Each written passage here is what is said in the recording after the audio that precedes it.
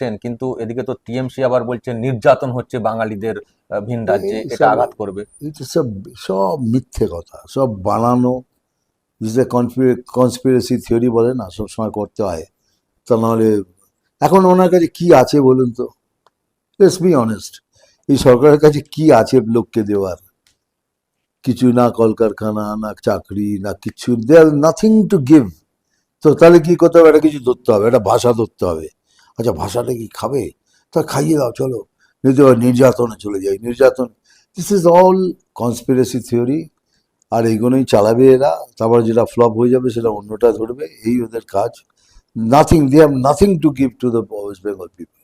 মিঠুন চক্রবর্তী, যাকে বলা হয় ডিস্কো ডান্সার, আরামবাগ টিভির শফিকুল ইসলামের সঙ্গে সাক্ষাৎ করে উনি যে কথাগুলো বললেন, এই যে ভিন্ন রাজ্যে বাঙালিদের উপরে যে অত্যাচারটা চলছে, সেই অত্যাচার নাকি মিঠুনদার কাছে একটা বানানো গল্প, একটা মিথ্যে ঘটনা।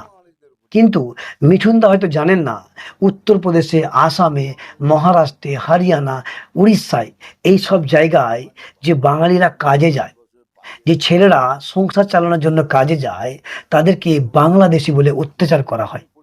তাদেরকে বলে পাসপোর্ট দেখা, আধার কার্ড দেখা। তারা পাসপোর্ট দেখায়, আধার কার্ড দেখায়, তার সত্ত্বেও তাদেরকে বাংলাদেশি বলে অত্যাচার করে, মারধর করে।